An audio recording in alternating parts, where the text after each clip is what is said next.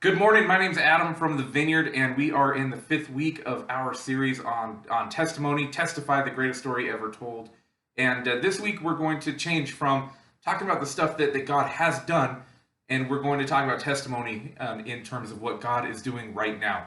So one of the ways that works is that God speaks to us. He works through the gifts that He gives us for other people, and He testifies to us. He tells us a little bit more of the story about what's going on, and we're going to see a little bit of that today. So I've got Carrie Burton with me. Carrie and her husband Brent lead our prayer ministry here at the Vineyard, and she is going to share some stuff that she has been seeing in prayer as Testify has unfolded. So, Carrie, what has God shown you?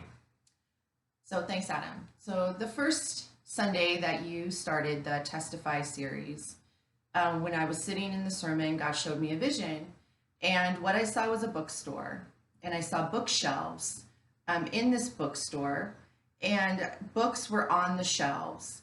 And I noticed that some of the books were very small, some were pamphlets, some were stapled together, but nonetheless books in this bookstore. And then I saw a book floating in the middle of the room. This book was larger, and it had a black cover on it, and it had the word horror written on the front in red letters with blood, looked like it was dripping down, just like you would see in a book cover of a horror story. Like a Stephen King Like kind a of deal. Stephen King novel. What came to mind exactly was the scene in the movie Carrie, where the blood is when she gets drenched in the blood. That's what came to mind. But this book was not on a shelf. This was the only book that was not on a shelf. So then the next Sunday, whenever you were speaking again, then God showed me the rest of it. This book was still sitting there in the middle, but God said, I have not put this book on a shelf because this is a lie. This book would have been shelved in the wrong genre. This would have been considered a horror story in this bookstore, and that's a lie.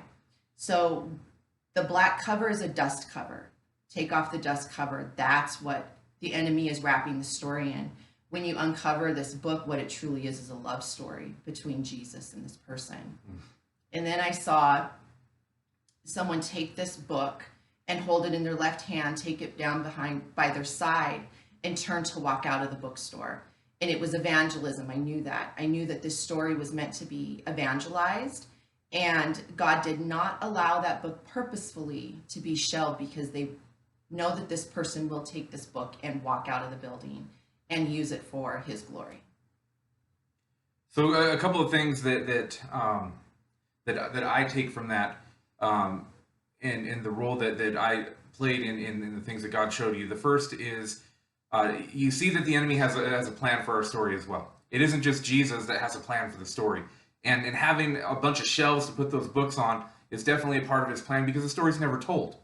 But then also to keep the story from being told, the enemy lies to us about the value of our story and the value of our own identity, all of the things that make us who we are, the parts of our story that connect with people the most, often are the ones we have to be most vulnerable with and also filled with the most shame. When we're able to put that in perspective and know that God's grace covers all of that, we can share the story. But the enemy is really good at making it look like a horror that needs to be hidden on a shelf.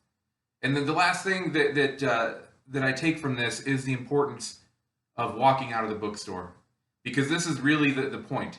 If we don't tell our story, it doesn't matter that we spent 5 weeks talking about telling the story. If we don't tell the story, it doesn't matter that Jesus left a breadcrumb trail all the way back to the mission to teach us how to operate in it and teach us how to replicate it.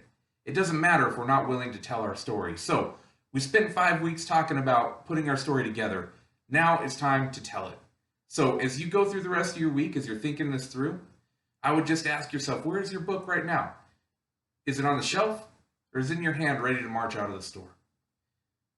We will see you on Sunday for our last of the Testify series. Have a great rest of your week.